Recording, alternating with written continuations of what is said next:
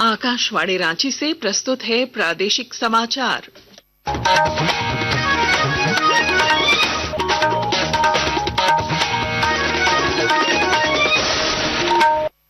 नमस्कार।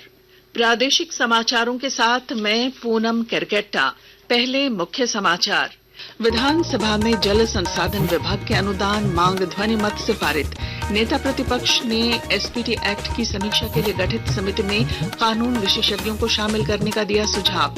राज्यपाल संतोष कुमार गंगवार ने नई दिल्ली में केंद्रीय गृह मंत्री अमित शाह से की मुलाकात। राज्य की विकास योजनाओं और वर्तमान विधि व्यवस्था पर की चर्चा।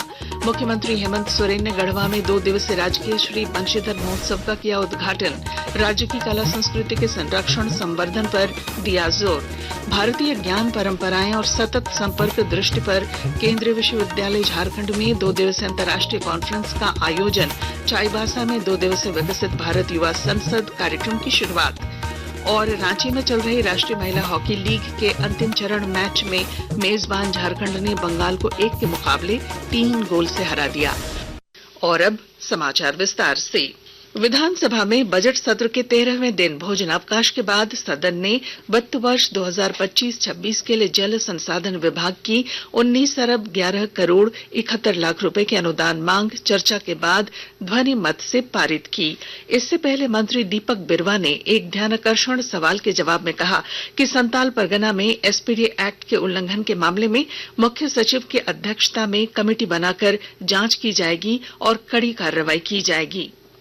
विभागीय स्तर पर या राज्य के मुख्य सचिव के स्तर पर एक कमेटी स्तर हो, ताकि इन चीजों को जो एसपीटी एक्ट का उल्लंघन हुआ है, 2012 का नियमावली है, उसका उल्लंघन हुआ है, और जो विचलन किया गया है नहर और बांध और इस सब चीजों को, तो ये सारे इस पर समितिक रूप से एक राज्य का कमेटी इस पर आकलन कर ले। उसके बाद प्रतिपक्ष के जो बाबूलाल जी का सजेशन है, उसको सरकार को अंगीकृत करना चाहिए, ताकि आने वाला दिन में इस तरह की स्थितियां नहीं। सरकार कल्याणकारी है और जो गलत करेगा तो उसके खिलाफ में कार्रवाई करेगी। इससे पहले नेता प्रतिपक्ष बाबूलाल मरांडी ने कहा कि संताल परगना में एसपीटी एक्ट के उल्लंघन की जांच के लिए प्रमंडलीय आयुक्त की अध्यक्षता में 6 सदस्यीय कमेटी बनाई गई है, जिसमें कानून के जानकार के साथ साथ जनप्रतिनिधियों को भी शामिल किया जाना चाहिए। सरकार ने पिछले दिनों एसपीटी एक्ट की समीक्षा के लिए एक आयुक्त की अध्यक्षता में एक कमेटी बनाई। उस कमेटी में सभी जिला के उप समाहर्ता को उसमें से सम्मिलित किया गया है। लेकिन संथाल परगना, आप उस क्षेत्र से आते हैं, जानते हैं कानून कितना पेचीदगी है, और हमें लगता है कि मात्र अफसरों से यह ठीक नहीं चल सकता है। उसमें से कानून का जो एक्सपर्ट है, उस कमेटी में उन लोगों को जोड़ देना चाहिए। राज्यपाल संतोष कुमार गंगवार ने आज नई दिल्ली में केंद्रीय गृह मंत्री अमित शाह से मुलाकात की। इस दौरान उन्होंने श्री शाह के साथ राज्य की विकास योजनाओं और वर्तमान विधि व्यवस्था पर विस्तृत चर्चा की। मौके पर राज्यपाल ने राजभवन पत्रिका की प्रति केंद्रीय गृह मंत्री को भेंट की।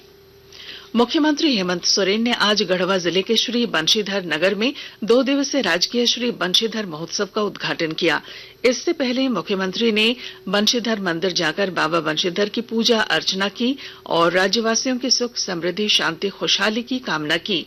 मौके पर मुख्यमंत्री ने करीब 183 करोड़ रुपए की विभिन्न योजनाओं का शिलान्यास भी किया। आकाशवाणी के ताजा तरीन समाचारों के लिए आप हमारी वेबसाइट news.air.gov.in पर लॉग ऑन कर सकते हैं। ताजा समाचार X handle @AIR news alerts और Facebook page All India Radio news पर भी उपलब्ध है। आप प्रादेशिक समाचार एकांश के एक्स हैंडल @AIR news_रांची और Facebook page Akashvani news Ranchi, Instagram page तथा YouTube channel AIR news Ranchi पर भी हमारे बुलेटिन सुन सकते हैं। प्रादेशिक समाचार आप आकाशवाणी रांची से सुन रहे हैं। शेष समाचार इस विराम के बाद। क्या आप जानते हैं काला जार संक्रमित मादा बालू मक्खी के काटने से फैलता है। वर्ष में 2 बार बिल्कुल मुफ्त होने वाले कीटनाशक के छिड़काव का लाभ उठाएं और घर के अंदर प्रत्येक कमरे और गौशाला में कीटनाशक का छिड़काव कराएं। झारखंड के गोड्डा, पाकुड़, दुमका और साहेबगंज में कीटनाशक का छिड़काव किया जा रहा है। छिड़काव के लिए अपने घर आने वाले छिड़काव कर्मियों का सहयोग करें। छिड़काव के बाद 2.5 महीने तक लिपापोती न करें। ऐसा करने पर दीवारों पर लगे कीटनाशकों का असर समाप्त हो जाता है। किसी को 15 दिन से बुखार या चमड़ी पर दाग धब्बे हैं तो आपके घर में आए छिड़काव कर्मियों को इसकी सूचना दें। स्वास्थ्य शिक्षा एवं परिवार कल्याण विभाग, झारखंड सरकार द्वारा जनहित में प्रसारित। प्रादेशिक समाचार में आपका फिर स्वागत है। भारतीय ज्ञान परंपराएं और सतत संपर्क दृष्टि पर रांची स्थित केंद्रीय विश्वविद्यालय में आज से 2 दिवसीय अंतर्राष्ट्रीय सेमिनार की शुरुआत हुई। केंद्रीय विश्वविद्यालय झारखंड के सहायक प्राध्यापक डॉक्टर विभूति भूषण विश्वास ने बताया कि सेमिनार का मुख्य उद्देश्य दक्षिण पूर्वी देशों के बीच आपसी समन्वय स्थापित करना है। इंडियन नॉलेज ट्रेडिशंस पे एक सेमिनार किया जा रहा है। Indian knowledge tradition and sustainable connectivity पे कराया जाए south and south east Asia में, क्योंकि रीजन है ये बहुत क्लोज प्रॉक्सिमिटी है एक दूसरे के साथ, तो उसीलिए इन कनेक्टिविटी इस तरह से स्ट्रेंथन हो सकता है ताकि आगे जाके हमारा पीपल टू पीपल कनेक्शन, व्यापार जो होगा वो कितने सही स्मूथली हो सके और आगे इस रीजन को एक साथ में कैसे हम आगे बढ़ सके, डेवलप कर सके, उसी के संदर्भ में जो है ये पूरा का पूरा ये सेमिनार को किया जा रहा है। भारत सरकार के खेलकूद एवं युवा मामलों के मंत्रालय की ओर से चाईबासा महिला कॉलेज में आज से 2 दिवसीय विकसित भारत युवा संसद कार्यक्रम की शुरुआत हुई। कॉलेज की डॉक्टर अर्पित सुमन ने बताया कि इस कार्यक्रम के माध्यम से 10 प्रतिभागियों का चयन किया जाएगा, जिन्हें राज्य स्तरीय कार्यक्रम में शामिल होने का मौका मिलेगा। हमारे लिए बहुत सौभाग्य की बात है कि पश्चिमी सिंहभूम चाईबासा में इसका आयोजन हमारे इस कॉलेज में किया जा रहा है। युवा संसद में कुल 10 सफल प्रतिभागियों का चयन किया जाएगा, जो रांची हमारे विधानसभा या राजभवन में जाकर के अपना विचार देंगे और वहां से 3 सफल प्रतिभागियों का चयन किया जाएगा जो दिल्ली में जाएंगे और अपने विचार व्यक्त करेंगे। इसका उद्देश्य यही है कि हमारे युवाओं के बीच जागरूकता फैलाना। रामगढ़ जिले की महिलाएं प्रधानमंत्री नरेंद्र मोदी की प्रेरक बातों से प्रभावित होकर हर क्षेत्र में मिसाल कायम कर रही हैं। ब्यौरे के साथ हमारे संवाददाता।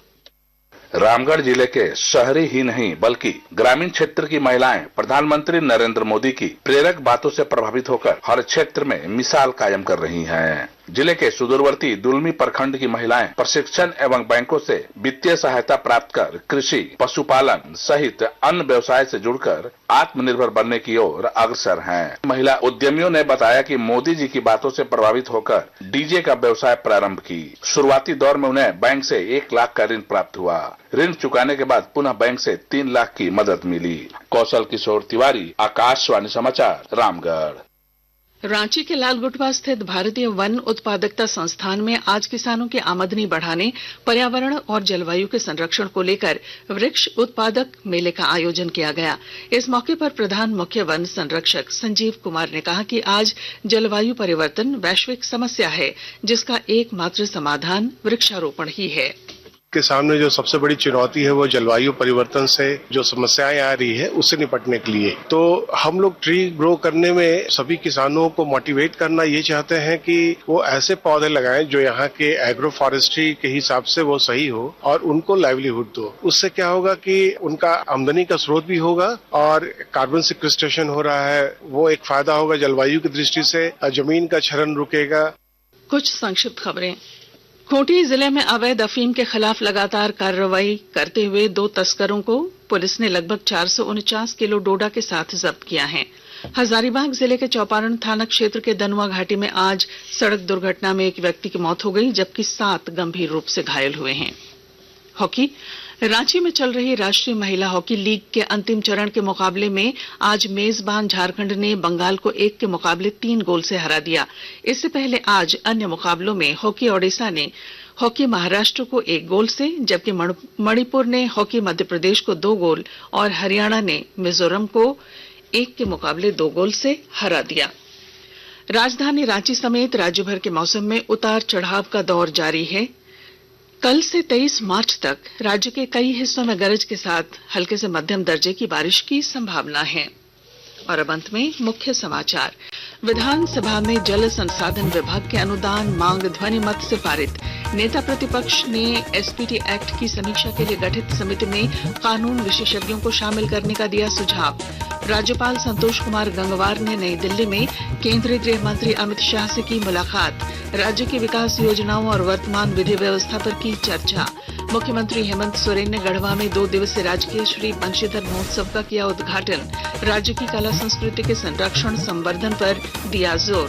भारतीय ज्ञान परंपराएं और सतत संपर्क दृष्टि पर केंद्रीय विश्वविद्यालय झारखंड में 2 दिवसीय अंतर्राष्ट्रीय कॉन्फ्रेंस का आयोजन। चाईबासा में 2 दिवसीय विकसित भारत युवा संसद कार्यक्रम की शुरुआत। और रांची में चल रही राष्ट्रीय महिला हॉकी लीग के अंतिम चरण मैच में मेजबान झारखंड ने बंगाल को 1 के मुकाबले 3 गोल से हरा दिया।